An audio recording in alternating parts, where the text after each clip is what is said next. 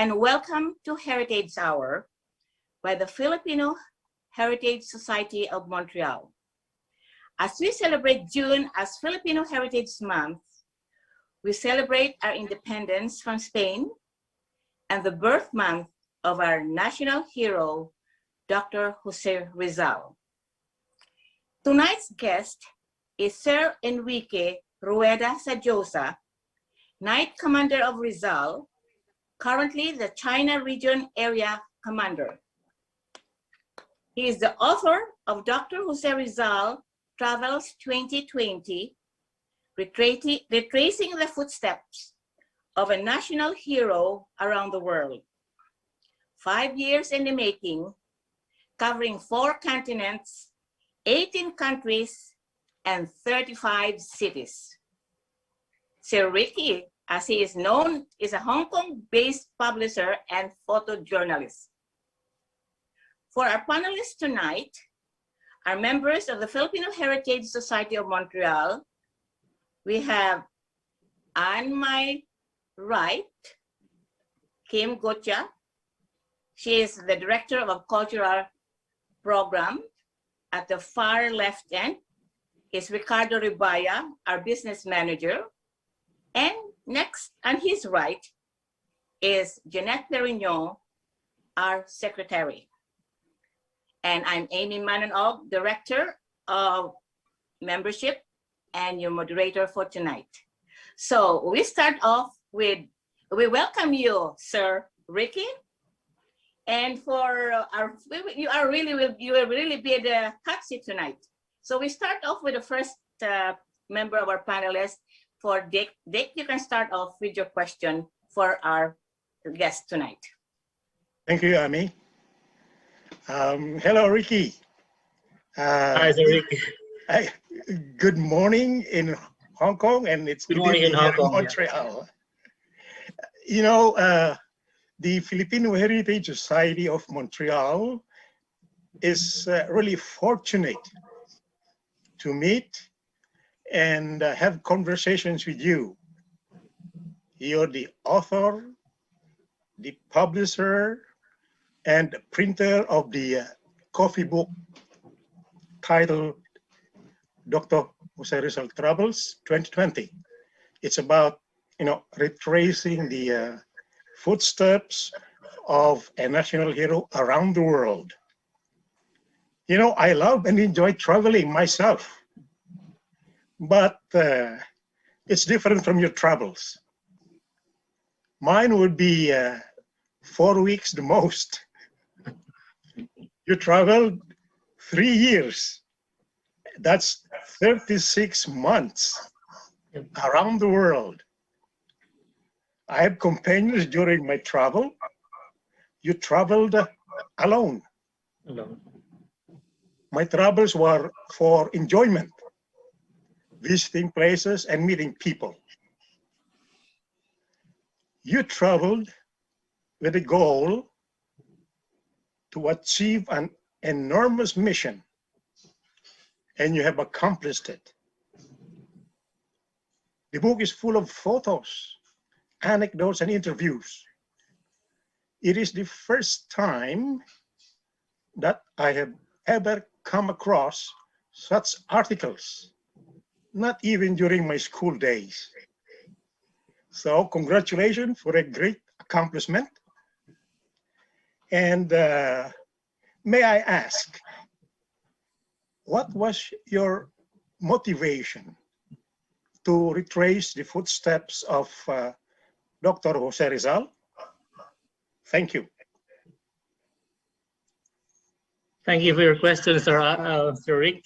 And thank you everyone for your inviting me to join you on this momentous occasion. And thank you so much for bearing with me. The last time we had a very long meeting, but thank you for your question, Sir Rick. I think my main motivation for this project is the fact that Dr. Rizal spent half of his adult life overseas, and yet there are only very few items, very few information that are available for the Filipinos. There's like 110 million Filipinos, and I myself cannot find, cannot read, cannot even understand what had happened on Dr. Rizal's life uh, overseas. There are one or two stories coming out of the newspaper, or sometimes coming out of the internet, but these are minuscule in comparison to what Dr. Rizal uh, did overseas. You know, he studied at the best universities. He met a lot of very good people, and these very good people were the best during their time. These were his mentors, teachers, friends, and and yet, you know, Dr. Rizal learned his craft, his reforms, you know, uh, ideologies, psychology, science overseas, and he was able uh, to get a lot of information that are not available in the Philippines when he was studying in the Philippines. While the Philippines was still in a medieval thought, you know, Europe was already changing. Europe was politically, scientifically, you know, religiously changing, and yet the Philippines was still there in the mud. I mean, in a very small space, and I think this was the reason why Dr. Rizal, his brother Paciano, decided to let him go, to let him study overseas, because uh, for Paciano, Rizal, I think he saw something in Rizal that is so big, so huge, that this guy, Atenista uh, is capable of, that may not happen if he will stay in the Philippines. Uh, so my motivation is is is to put together all the information that I can get overseas and put them all together in one book or in one uh, huge information. Because these are not available in the Philippines. These are not available in our libraries. These are not available for our teachers to learn and to pass to their students. You know, to teach to their students. Um, you know, there are very few information that are available in the Philippines regarding Dr. Sal's life overseas. And for me, it's both an opportunity and it's a privilege to be able to put them all together, so that the 110 million Filipinos will be able to learn a lot of stuff, a lot of very interesting stuff that happened to Dr. Rizal abroad. Um, as I am a very new Knights of Rizal, I joined the craft, the organization in less than 10 years. When I was at the university, I learned very little about Dr. Rizal overseas, and the most that I can get are the information that are available in our museum and our libraries, and that's it.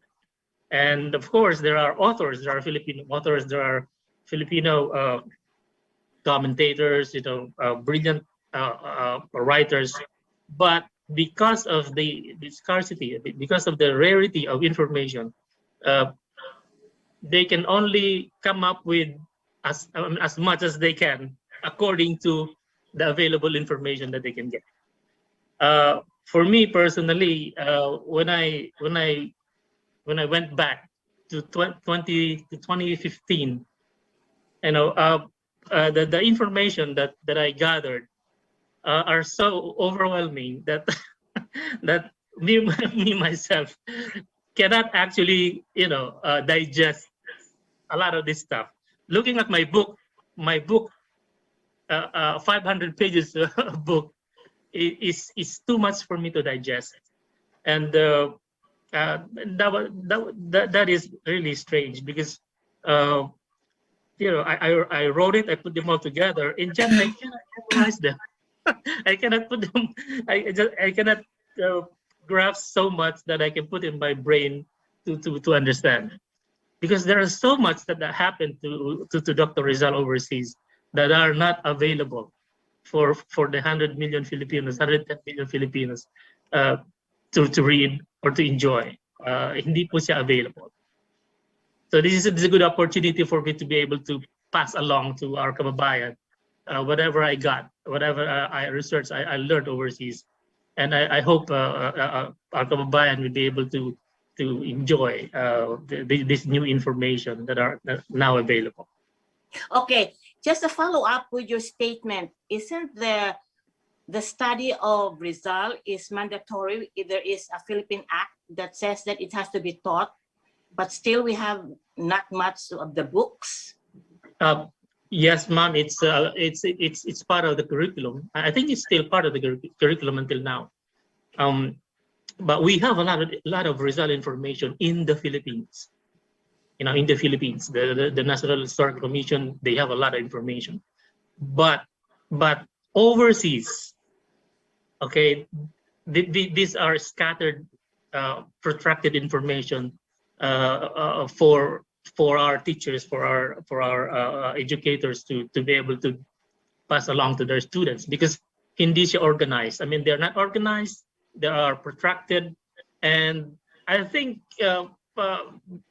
like I said, this was an opportunity for me, because these information are for me to ready for me to for the picking.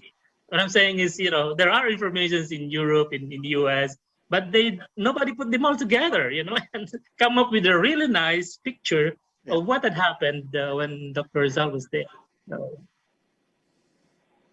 Okay. So I think, Ricky, your travel was not all easy or not really enjoyable, because for 36 months it's like really a long travel. So what was your most exciting moment or depressing moment also in your travel?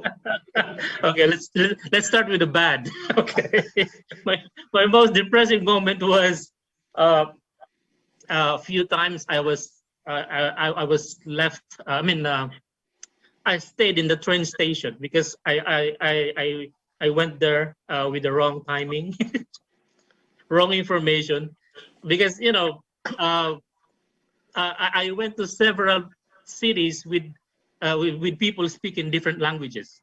When I was in Germany, of course, they speak German, and I only knew very little German. So when I look at the billboard and then run after my train, my train schedule, and before I knew it, the train's gone, and so I stayed I slept several times in different train stations, like in Vienna and in Heidelberg. Okay, and especially when I was in Switzerland, I think I slept twice in the train station. And not only that, the risk of being robbed and being mugged, Yeah. because I met a lot of homeless, individuals, and especially when I was in Barcelona. Barcelona, I think, was was the worst place for me to cover Rizal's story, because really it's uh, the main city of Barcelona and Paris. I think Barcelona and Paris, for me, are the most dangerous places, because of so many drunkards, addicts, and so many thieves, train, bus thieves. It's better if I'm in the airport, but I cannot fly, because I promised myself to do the same style of transportation that Dr. Rizal did. I when I was in Europe and in the US, I took the train most of the time, if not every time, because I want to experience how is it to travel like Dr. Rizal, traveling in a train, and then Dr. Rizal, most of his travels lahat yun. First time niya. I mean, like, first time to arrive in Berlin, Yeah. first time to arrive in Vienna, first time to arrive in Frankfurt. And of course, tatanga-tanga siya, of course. And he's gonna look for his hotel, and he's gonna look for your booking, and most of the time his style of traveling was staying in a hotel the nearest to the train station. Okay, so Or Ricky, I know I have been through, some of these cities, but now your book became now a fruition, and I think we'll have a follow up. That you had the track, you have the how you were motivated, and now your book is there now, reality there. So Jeanette would like to follow up on that. Jeanette. Hi, Sir Ricky. We've spoken over the emails and during our dry run. But at the outset, I'd like to let you know that I'm so fascinated with your book. Out of the 500 pages that you wrote there, it didn't really bore me at all. Like, I went through each and every detail. I love the excerpts of results, diaries. I like writing diaries myself. So it really, I was mesmerized with it. And I haven't even gone halfway of it, but I intend to finish the whole book. And in fact, I mentioned to our chairman, I'm going to buy one book for myself to keep, because it's so precious. So I thank you for doing this project, and which is such a success, according to myself and maybe to everyone here. And so now my question is, I read that you funded this book by yourself, but didn't it occur in your mind to at least find some sponsors to help you in the funding? And how could you go through that? It's such a big, a big undertaking. And so my question is, did it occur to you to find some sponsors to help you with the financial aspect of it? Yes, ma'am. I was actually back in 2015. I was contemplating on how I'm gonna do a five-year project. First of all, this is my fourth coffee table book, and for my first three coffee table books, I've earned some money there. I saved some money there because when I was doing my third book, I already saw the opportunity of doing a bigger one, like Dr. Rizal's travels. The first 3 years was okay because I saved some money from my first publications, and but for the next 2 years, it was really terribly. I was poor. I was I was begging on the street. Actually, there were few companies or corporations who would like to join. I mean, to help me with the project. But I told them that okay, perhaps you can save your money for my fifth and sixth books, but not for this book, not for Rizal. I want to prove to myself that really Filipino can do it. That anyone who is very passionate about it, or is very happy of doing a project like this, can do it. And so I tried to dig some more under my pockets and see whatever whatever cash I have left. But the good thing is the logistics, the planning was I stick to my plan, to my schedules, to my planning, so I can save a lot of money. Number two, I followed the cheapest schedules that Hong Kong can give to a budget traveler. Okay, the good thing about Hong Kong is, it's a hub in Asia, and the competition, airline competition, shipping competition. I mean, everything becomes cheaper.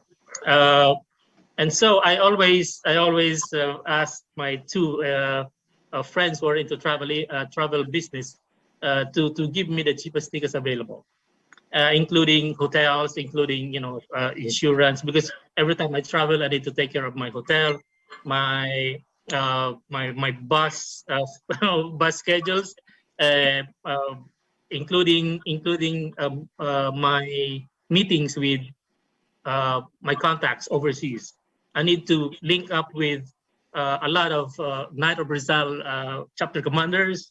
I need to link up with a lot of embassies, Philippine embassies or consulate general offices, and friends, friends overseas. That's why at the back of the book, I have a lot of bullets, I put a lot of bullet photographs there. I mean, uh, for all to give credit to all the people who helped me in this project, either financially or otherwise. Uh, so this project, this book, is actually a cooperation of a lot of people, a lot of good people. Uh, but I try to limit myself to, uh, to how do you call it, food and lodging and fares. I tried to limit that to those three items. I did not solicit anything from them. I did not ask donations from them. No, everything actually came out from my pocket, from my own pocket, and it's.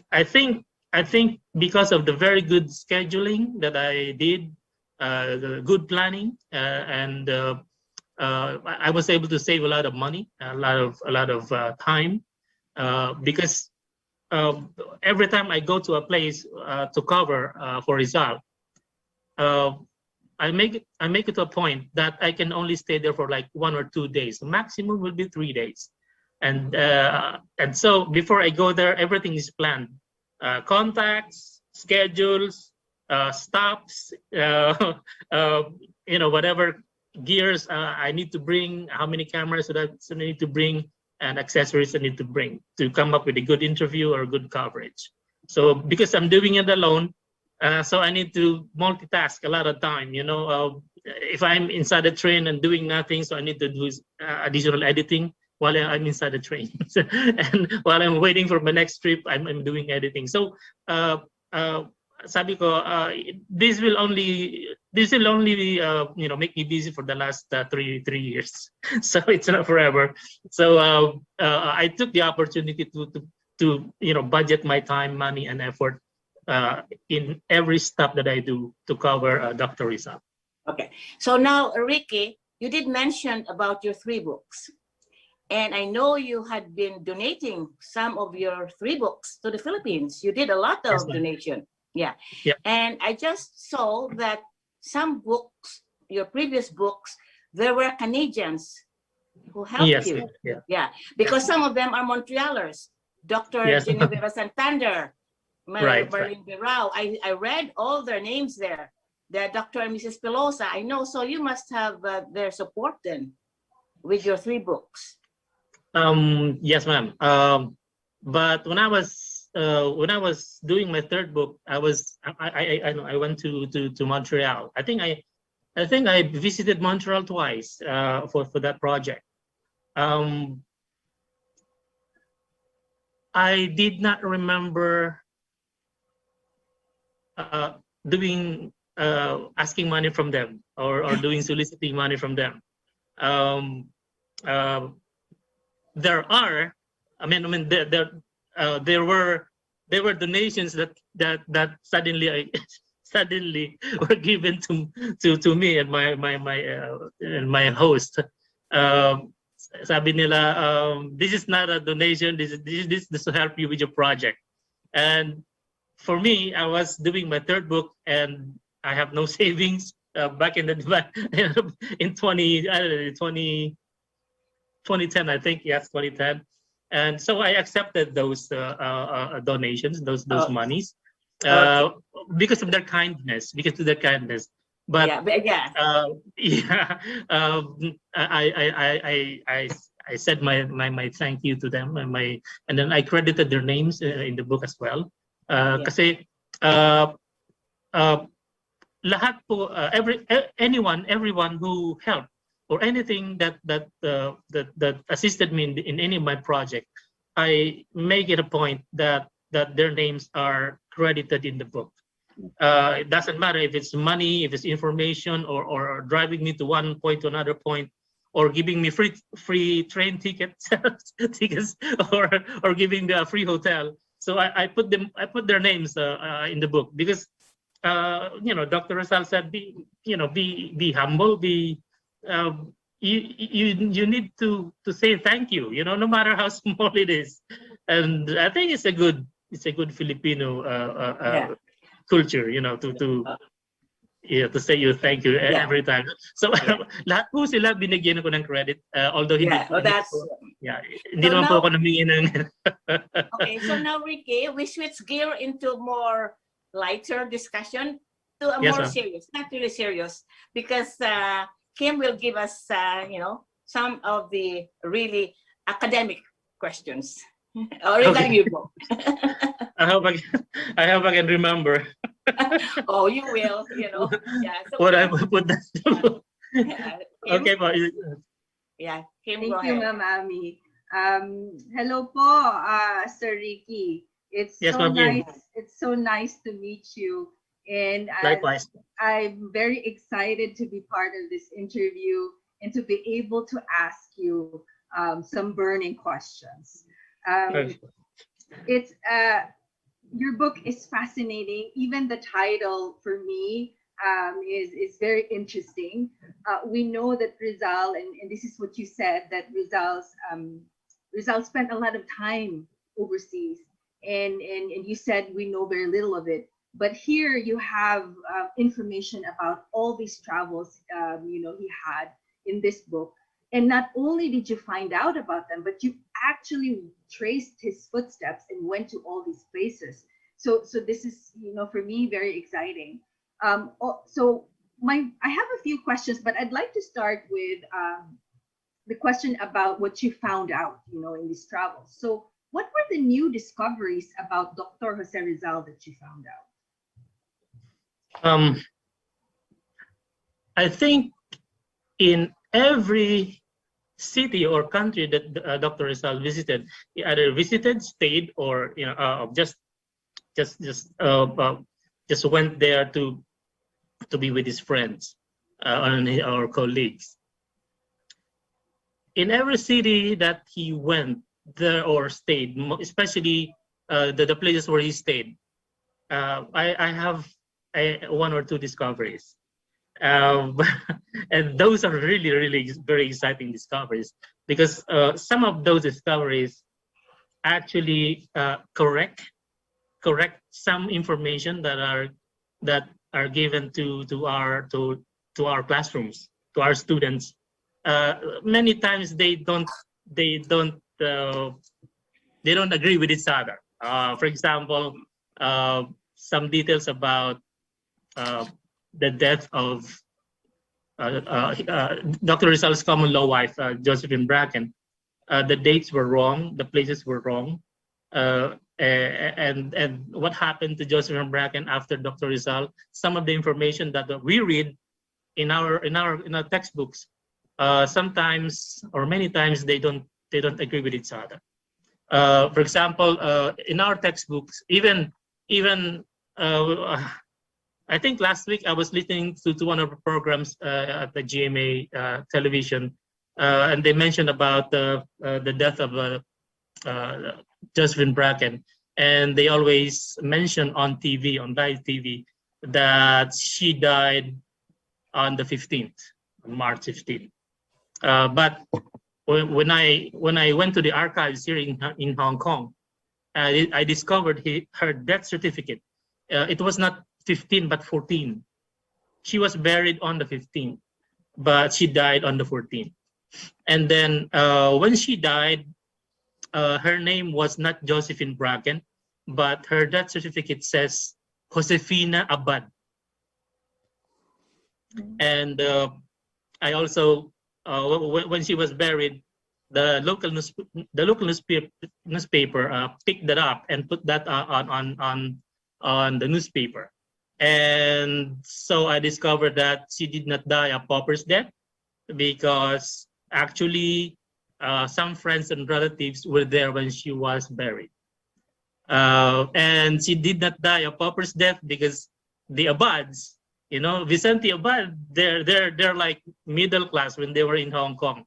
They run good business when they were in Hong Kong. Also, I discovered some of the diaries of his colleagues. Because magkakabarkada sila. I'm sorry. Is it okay for me to speak in Tagalog? Yes. Yeah, sure. Okay, because I thought there's some audience who cannot understand Tagalog. But anyways, they're together. They're magbabarkada sila. So everybody knows what's going on, and this guy will say, "Oh yeah, Vicente was in Manila because he's collecting some money there because of new deliveries of his tobacco products for Hong Kong." And uh, uh, the Abads were actually supplying Philippine tobacco to the best department stores in Hong Kong back in the day. The main competitor of tobacco back in the day were of course Cuba and Philippines. Because the one from Cuba, it's more expensive because of the travel time between Cuba and Hong Kong. But Manila to Hong Kong is just like 5 days. Cuba to Philippines is like a month. So parang in a way, the Abads were actually monopolizing The tobacco in Hong Kong. So can you imagine, if you're a monopoly of the one product in one big city, of course you're not poor. There's no way that you can be poor. Okay, and they live in a place in a suburb in Hong Kong na medyo well off. So, but a lot of authors, people writing pictures, professors, many of these people were saying, Josefina Abad, Josephine Bracken died a pauper's death. No, there's no way that this lady will die very poor. No, the fact, I think ang nagpauso kasi po, sorry, the author who wrote about Josephine being a pauper was Justin Craig, and Craig was like an author like early before the war. And the fact of the matter is, hindi naman talaga siya pumunta doon sa actual na pinangyarihan. And many of the succeeding authors kinopya lang kung ano yung sinulat ng mga authors na to hanggang makarating sa ating henerasyon. So ang paniniwala natin, what we believe about Josephine Bracken is like 50, 60, 70-year-old information. So, and itong mga authors na to, and especially itong mga buhay na author ngayon, hindi naman, they did not go to the archives, they did not go to the places where she was, this family was buried. But what I did was I went to the archives, I went to the cemetery, I talked to a lot of historians, a lot of people who can give me information from the government, from the fire department, from the Ministry of Health, and I put all this information together and come up with a good story. So ito yung pagkakaiba po. This is the main difference, because I went to the actual place where it happened. Another thing is sorry, when Rizal was in Europe, there's a lot of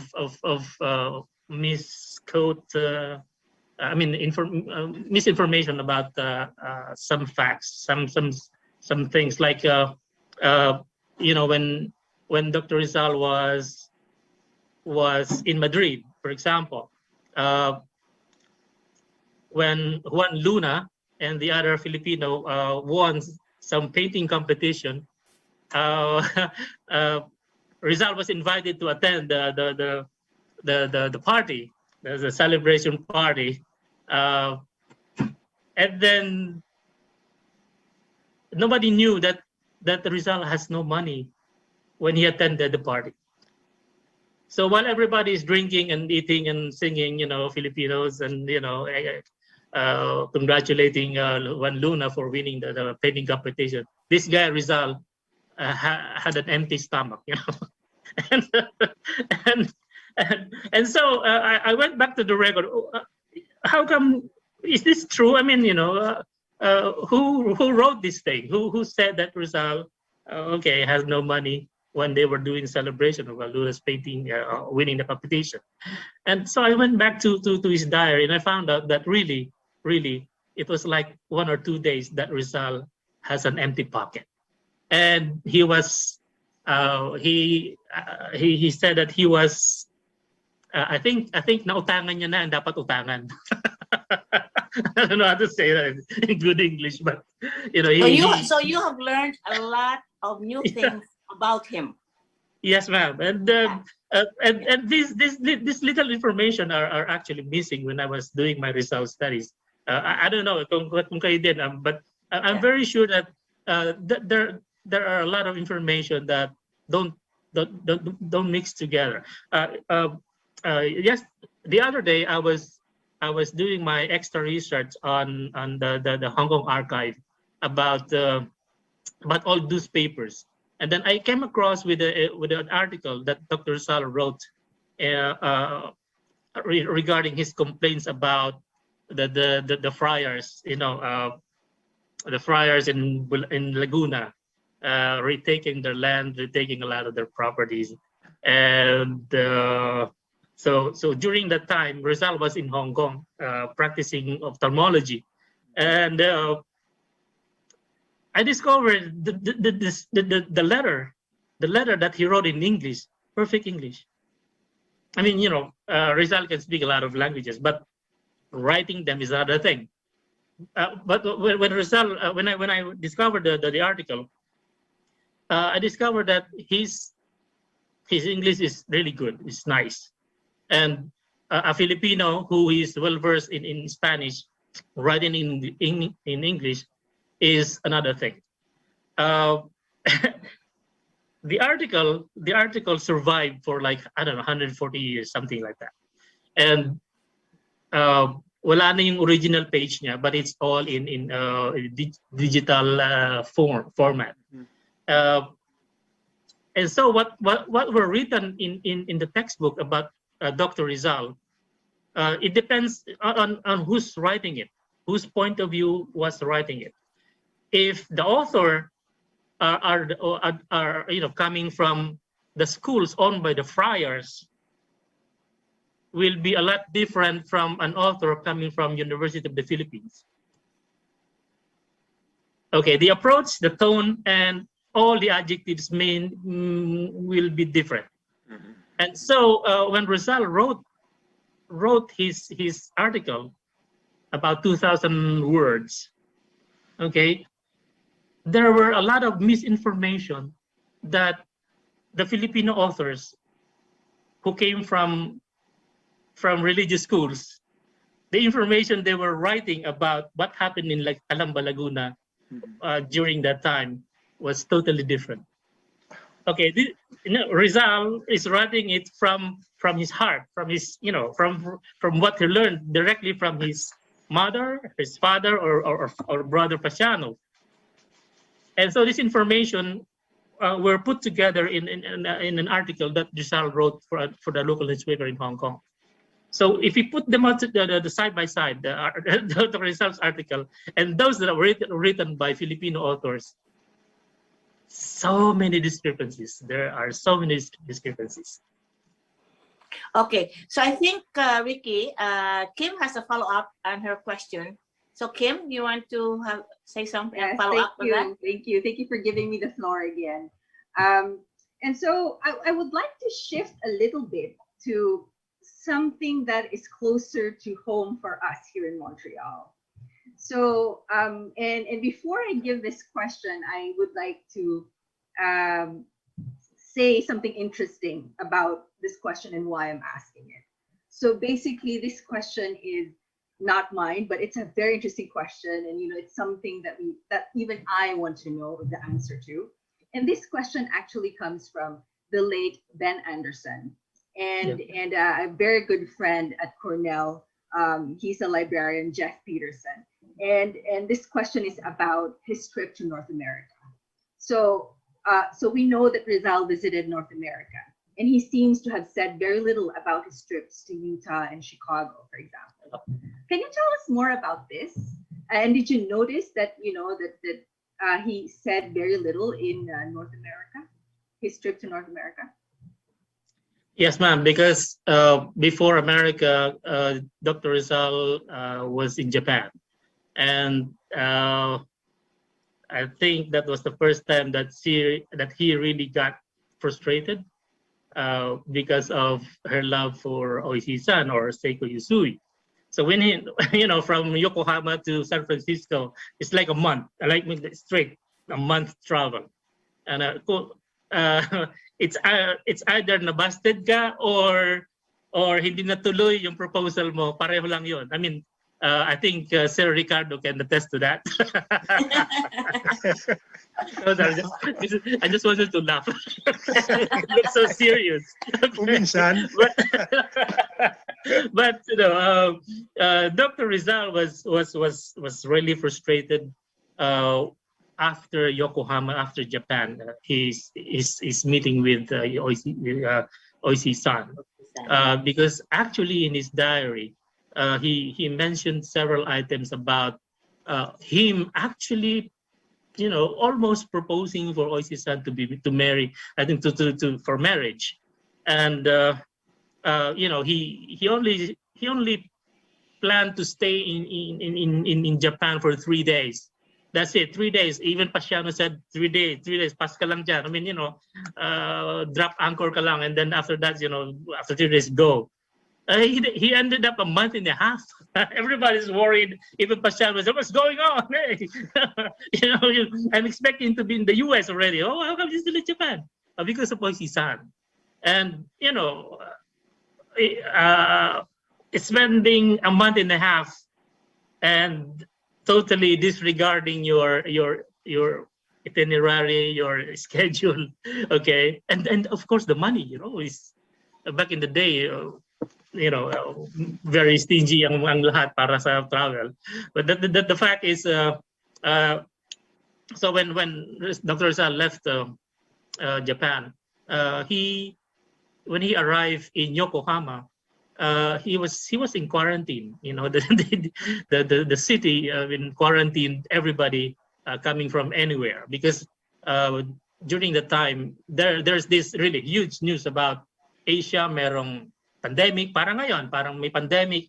So lahat ng mga darating from Asia to East Asia, okay, they have to be quarantined for like a week.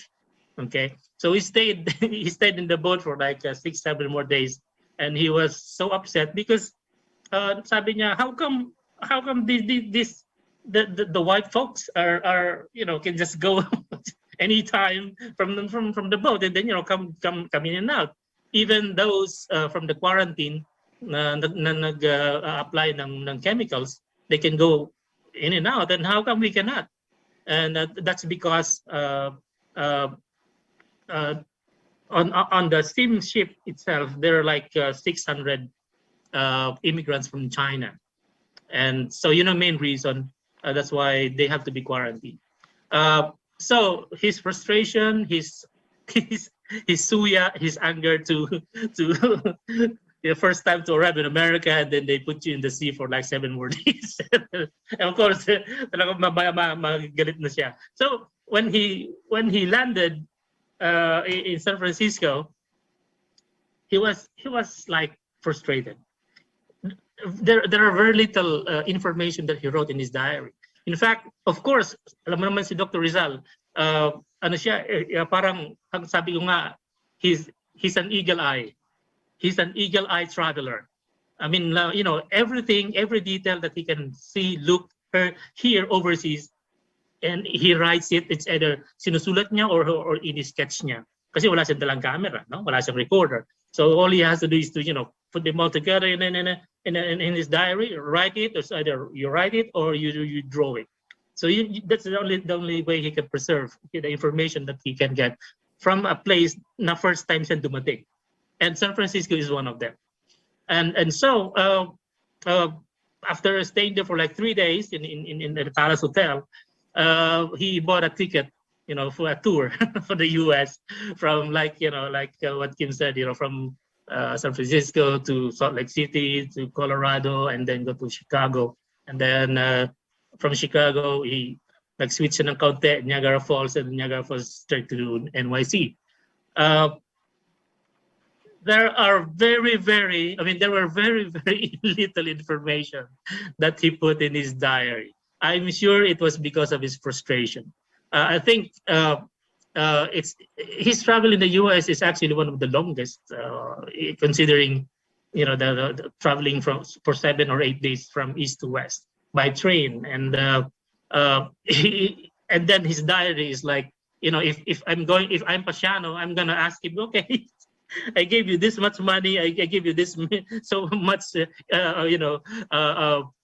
information. Okay, how come you can only give me like 10 lines, 10 sentences in your diary? What have you learned in your visit to America? It's like 10 items in your diary. But while you were in Europe, you have like a bunch of pages just for one city. Okay? And so put them all together, makakagawa ka ng isang libro yung travel mo sa Europe. Pero in America, comics lang yun. I mean, like, magagawa mo comics lang. But he kept it for himself. Hindi niya sinabi kung frustrate siya, hindi sinabi na, but experiencing his travel, because when I followed his trip in the U.S., I also took the train. I did not. Hindi ako nag-aeroplano. I used the train from San Francisco, and then going to Sacramento, and going to Reno, Nevada, and Nevada to Salt Lake City to Colorado, and to Chicago, and then go to New York. If I am Rizal and I am like happy, I did not have any a problem. I think, when I retrace his footsteps in the U.S., I had more than 5,000 shots.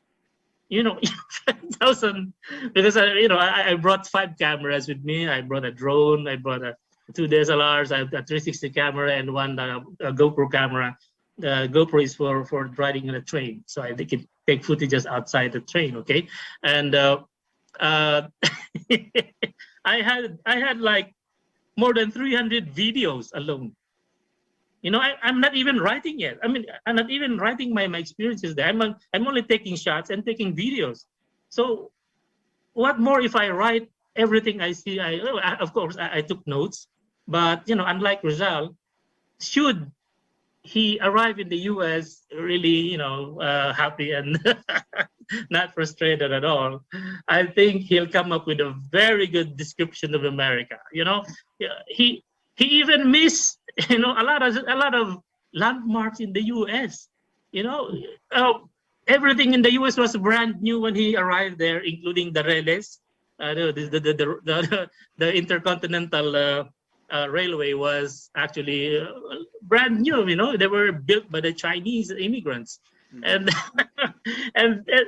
he missed he didn't even mention the Statue of Liberty, which was like, I don't know, 2 years old.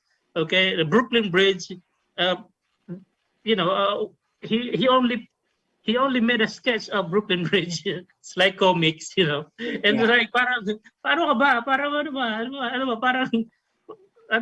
parang down na wala talaga. When he was traversing Salt Lake City, I remember one historical item about the Mormons. Okay, because Utah is a Mormon state, and the Mormon, I found out something about them when the Mormon missionaries arrived in the Philippines in the 60s, after the war, and then in the 60s they started proselyting in the Philippines. But Rizal was already there in 1888. He wrote about these people. I saw these guys, these Mormon boys running here, running there, and then I ate in a Mormon restaurant and served me steak for 70 cents. and when I was in Utah, the steak was already 6.70 US dollar. Okay. But this guy Rizal only paid 75 cents. 25 So cents. yeah. And sabi ko nga earlier sa Zoom natin, how powerful is the Philippine peso when Rizal was traveling? Sabi ko sa inyo, the first time we left the Philippines, 1882, he had 356 pesos. 356 pesos, nakarating ka ng Barcelona. Nakarating ka ng Barcelona. And then, nung dumating siya sa Barcelona, meron pa siyang naiwang 7 pesos. Okay, so yeah, Rick, I Yes, know that, the 500 pages travel, we cannot really put it in 1 hour. No. Yeah, I know, yeah. But, I think we can do more than that in the future, maybe. Yeah. Yes, But yeah. Ricky, we thank you so much really for being in the show this evening, sharing your journey with us. And in his article in Los Viajes, published in La Solidaridad, Dr. Jose Rizal said, travel is a caprice in childhood, a passion in youth, a necessity in manhood, Correct. and an elegy in old age. Yes. So, to our panelists and to all of you who are with us tonight, we will see you again, and good night. Thank you all. Thank you.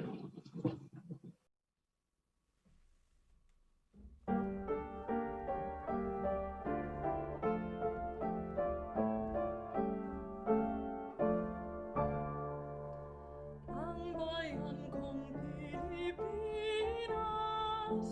lupain ng gito't bulaklak, pag-ibig ang sa kanyang palad, ng alay ng ganda't tinag, at sa kanyang yumi at ganda, dayuhan ang nahalina.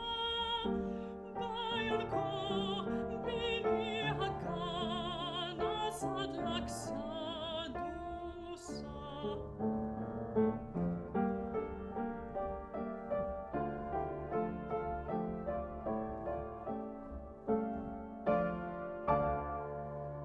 Ang bayan kong Pilipinas, lupain ng gito't bulaklak, pag-ibig ang sa kanyang palad, ng alay ng ganda't tinag, at sa kanyang yumi at ganda, dayuhan ang nahalina. Bayan ko, binihag ka na sadlak sa dusa. Ibang may layong lumipad, kulungin mo at umiiyak. Bayan ba kayang saktal dilag, ang dimag na sang mag-aalpas?